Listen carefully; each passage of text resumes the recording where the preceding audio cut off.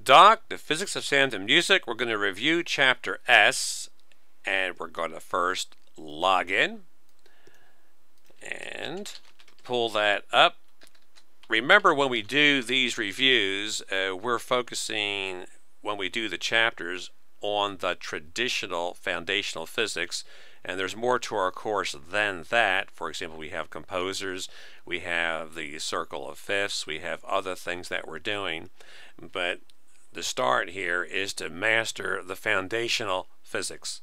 So to do that, I'm going to go to the downloads and I'm going to get chapter S fired up, perception, but I also want to get for you the power notes for chapter R, because in that chapter we do logarithms and they are relevant in our discussion with decibels. So let's do this review here. If you look at the nonlinear scale, where every time you make a step you multiply, then here you have 2, 4, 8 by the doubling of the number, instead of the linear scale, which would be 1, 2, 3, 4, 5, 6, like that.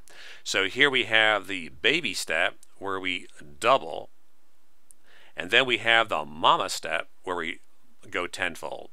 So this is a neat little chart here. This is amazing. This tells you so much about what goes on in mathematics, where you have logarithms and everything all understood with this nice little diagram.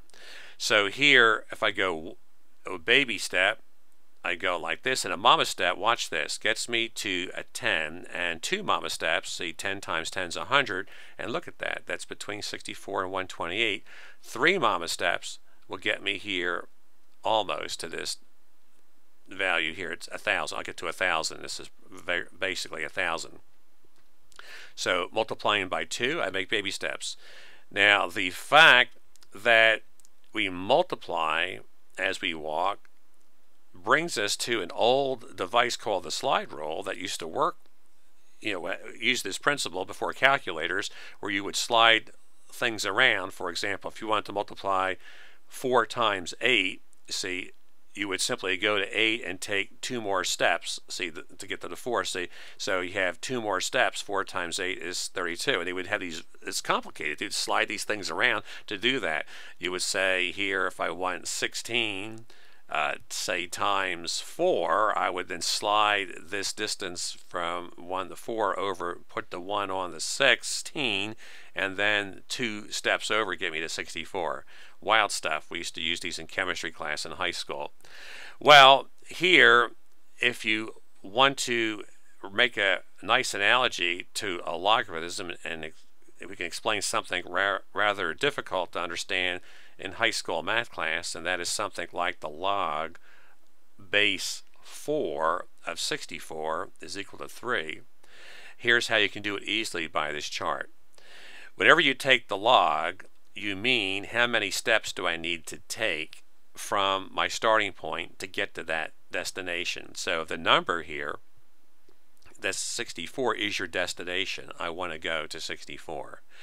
And the little subscript here is your shoe size, and that's the shoe size 4. Say that's the sister. There's the baby, the mama, and there's a sister. Shoe size. You can actually draw a shoe in here. Draw a shoe, and draw another shoe. Gets you to 16, and draw another shoe, gets you to 64. So 3 of these steps get you to 64. That's the answer. You've just taken the log of 64 base 3. So what's the log of 100 base 2? Well, that means I have to go from 1 to 100 with shoe size. Let's do base 2 and let's do base 10, because base 10 works easily here. Base 10 would be 2 mama steps. Base 2 would have to be estimated, because with base 2 you would go 1, 2, 3, 4, 5, 6 steps to get to 64, and 7 steps would overshoot. So the answer would be between C6 and 7. I tend to give you questions on exams that are precisely figured out with no trouble. For example, what is the log of 32 base 2? Well, then it's 1, 2, 3, 4, 5 steps to get there. Notice that 3 baby steps get you a mama step, and this is very, very important in decibels, because the way the decibel scale works is every time you multiply by 10 in terms of how many things you have making the sound, you add 10 to decibel scale. So since the baby steps multiply by 2 and you need 3 to get to 10, you will add a third of 10. You'll add 3 decibels to get the result of doubling. So there are 2 very, very important rules in the decibel scale that we need to learn. So we're going to look at that. And it's similar to the way the frequencies were aligned along the basilar membrane, where you had a doubling rule here, a nonlinear scale, and the loudness scale works the same way. So the ear can compress the drop of a pin to the blaring orchestra, and we can hear all of those. So let's go to understand the decibels and the 2 rules. By the way, Weber's law states that the 5 senses work this way in terms of stimulus response and the psychology of perception, that to get a response that sounds or say feels or smells like another category, you have to multiply. If someone tickles you with 1 feather and then 2 feathers and then 3 feathers, it doesn't feel like they're doing much. But if they go with 1 feather, 2 feathers, 4 feathers, 8 feathers, 16, oh, you say, oh yeah, we're at a higher categories. Or say 1, 10, 100, tickling you with strands of hair or something like that. Grains of salt for taste, perfume for smell, similar way. So here is the layout for sound. The multiplication rule is used for the things, as my daughter in her teenage years adolescent years would tell me, these are thingies over here. So when you multiply the thingies, can be anything, drop in pins for example, what you do over in the decibel scale is you add 10 decibels, dB. You can look at this as the logarithm, because how many steps do you take if you're a mama step, step 10, multiply by 10 to get 1? Well, no steps, I'm at 1. How many steps you take to get to 10 if your shoe size is 10? Well, 1 step. How many steps to get to 100? Shoe size is 10. Well, 2, 10 times 10. 3 steps, 10 times 10 times 10. Well, when you have that nice shoe size of 10, to get the number of steps, all you have to do is count the zeros. 1, 2, 3, 4, 5, 6, 7. 7 zeros after that 1. So the log of these numbers, say base 10, are these numbers here. And these are your ranks. Rank 1, 2, 3, 4. These would be bells. But we all like to have exam scores from 0 to 100, so we're going to multiply this by 10 in each case and have decibels. Deci means 1/10, so a decibel being 1/10 of a bell, 1 bell, 10 decibels. 2 bells, 20 decibels. Bell named after Alexander Graham Bell, who worked so much with sound. Well, the various levels, let's go back here again. You can always understand these in terms of drop-in pins. 1 pin on a cushion, special pin, a special cushion, the engineer decides whatever that is. In terms of a threshold, that's the threshold of human hearing, 0 decibels. 10 of those, breathing, and then 100 of those, gentle breeze, and so on, going up the line there. When you get to these high intensity sounds, these high levels, these can be dangerous. You don't want to be hitting your ear with these levels, 80 decibels, for long periods of time. So we go here to some general categories of gentle breezes. They're very soft sounds, normal conversation at a meter, 60 decibels, noisy traffic, and the jet plane.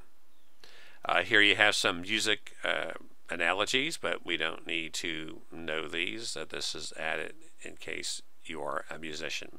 Here are your 2 rules. If you double the amount of thingies you add 3 to the scale, decibel scale. If you go 10 times on the number of thingies, you add 10 to the decibel scale. That's all you have to know to do lots of neat things. For example, here we have washing machines, one washing machine at 70 decibels, and we'll assume that when you have more washing machines, you're at the same distance from them, say they're in a circle or something, so that you can simply use the rules. If you have 2 washing machines, you then add 3 decibels, so you multiply the thingies and add on the sound level scale. So 2 of these, you double the things, you add 3, 73. You double from 2 to 4, you add 3, 76. You double from 4 to 8, you add 3 to wherever you start with, 76 plus 3, 79. If we did the mama step and went to 10 from the 1, we multiply by 10, tenfold, you then add 10 on the scale and go to 80. For 20, well, we're doubling the 10, so we add 3 to the 80, 83. To go from 20 to 50, I don't know how to do that, so what I do is I go from 10 to 100 washing machines, and here I multiply 10 by 10, so on the scale I add 10, so that's 90 decibels, 80 plus 10, and then I use the doubling rule in reverse. I divide by 2, and therefore subtract 3. So when you double, you add 3, so you reverse it and have the number of things, you subtract 3. So the answer is 87 decibels.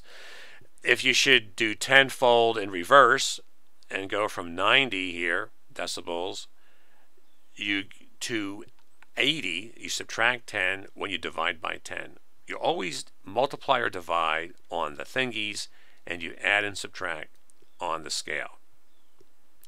So that brings us to the equal loudness curves. This here, discovered in the 1930s, the Fletcher-Munson curves, where we're more sensitive to high-pitch tones. And this is why you get irritated in class if I don't lower the sound level and we have higher frequencies. See, the threshold for human hearing is this dark line curve on the graph, and for high pitches, look, 0 decibels, you're going to hear it, but for low pitches, it has to be 70 decibels for you to barely hear it. You can't hear that bass way down there unless it's loud. So here is your 10 decibel curve. Everything here is going to sound the same amount, but see, the scientific instrument that measures this is not going to measure 10 decibels here. It's going to measure 30. So we have or 50. We have confusion. So what we say is that this curve is not your 10 decibel curve. It's your 10 fon curve. So that 10 fons, that sounds like 10 decibels to you. We say fons because the scientific meter is going to pick up the real decibel level here, the energy given by this vertical axis. So the fons here are matched at 1,000 hertz so that you have decibels agreeing with fons. So 10 decibels at 1,000 hertz is 10 fons there, and 20 decibels at the 1,000 hertz is 20 fons. But when you go lower, you got to bring the real decibel level up so it sounds like 20 decibels. Then we have, for perception, we have masking, where louder sounds mask sounds that are not as loud, and that's why it's nice to have white noise, a fan in the room or the ocean, to camouflage other sounds like people talking. Here you have aural harmonics. When you have distortion, the sine wave going through the system is too loud, so the eardrum can't respond, the system can't respond, clips these, and therefore you have a Fourier spectrum. You now no longer have just one sine wave, but a series of harmonics. And combination tones, we skip that. Here your guide would be your power notes for your subset of the chapter. So we would go here to power notes, say S, for example. This also brings in your composer and other musical things that we do. So the power notes, very, very important to study for the exam. In these reviews with these letters, I'm giving you the foundational physics.